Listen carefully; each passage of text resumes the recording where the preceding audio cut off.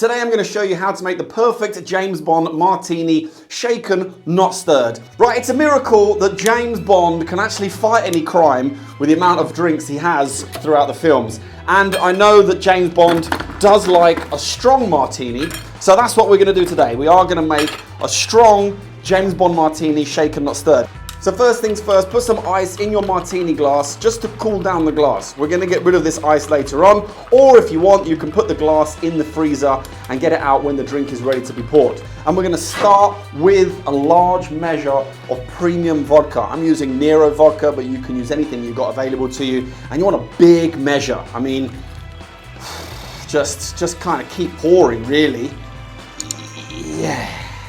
Next up, we need some dry vermouth. Now, so you may have heard people say, can I have a really dry martini, can I have a really wet martini. Super dry means less of the dry vermouth. Super wet means more of the dry vermouth. We're just gonna put a splash. Now we do see Mr. Bond, Mr. 007, drink his martinis quite often with olives. So just for an extra bit of flavor, we're just gonna chuck in some olive brine just to give it that extra little bit of flavor. Right, plenty of ice in your shaker. And then we're just gonna give that a nice shake. You don't have to go crazy. You're just diluting down a little bit, mixing the ingredients.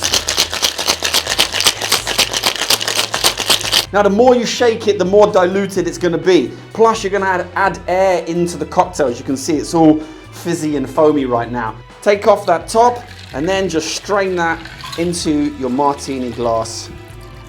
Yes.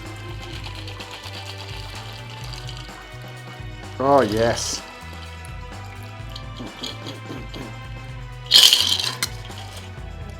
For garnish, we've got 5 olives on a stick. Now you can put it in the drink, you can put it on the side of the drink. I'm just gonna pop it on the side.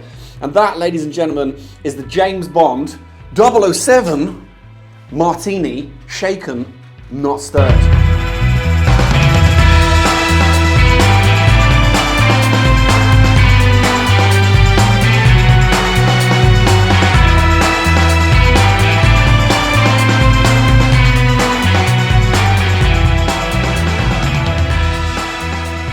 Try, shall we? Yes. Now, as I said before, it's a miracle that James Bond actually gets to fight any crime with the amount of alcohol that's gone into that cocktail. But I'm sure 007 would approve to this one. It's super tasty, super delicious. There's many different ways you can actually make a vodka martini, but I find that this one is going to be the most tasty and the most delicious.